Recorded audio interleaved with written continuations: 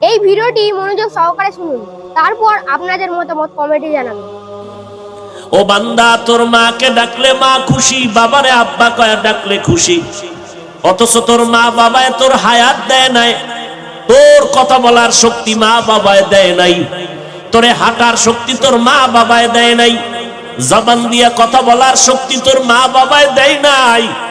শক্তি দিলাম আমি আল্লাহ, হাঁটার শক্তি দিলাম আমি আল্লাহ, তোর জন্য পানির ব্যবস্থা করলাম আমি আল্লাহ, সূর্যের আলোর ব্যবস্থা করলাম আমি আল্লাহ, চাঁদের আলোর ব্যবস্থা করলাম আমি আল্লাহ, বাতাসের ব্যবস্থা করলাম আমি আল্লাহ, ঘুমানোর জন্য রাতের পোশাক দিয়ে দিলাম আমি আল্লাহ।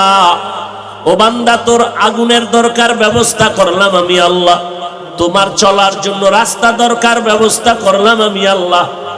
কি মাথার নিচে দিয়া রাতে ঘুমাবি আমি আল্লাহ ব্যবস্থা করলাম, বালিশ বানাবি নরম তুলা দিয়া আমি আল্লাহ পাক তোর যা দরকার সব অগ্রিম ব্যবস্থা করে দিলাম।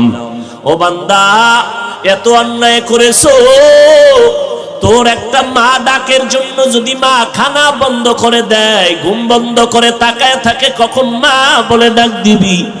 আর আমি আল্লাহর কুদরতে 99 গুণ মায়া, তুই যখন মাকে মা বলিয়া ডাকো, আব্বাকে আব্বা বলে ডাকো, আমি তোর জবানটার দিকে তাকায় থাকি। তুই মাকে মা বলিয়া ডাক, বাধা নাই, বাবারে বাবা বলে ডাক, কোনো বাধা নাই। তবে আমি আল্লাহর দেওয়া পানি বাতাস ভোগ করেছো, আমি আল্লাহর দেওয়া সূর্যের আলো চাঁদের আলো, আমার দেওয়া জমিনের ফসল গাছের ফল খাইয়া, নদীর মাছ খাইয়া একবার যদি আল্লাহ বলিয়া ডাক দিতি,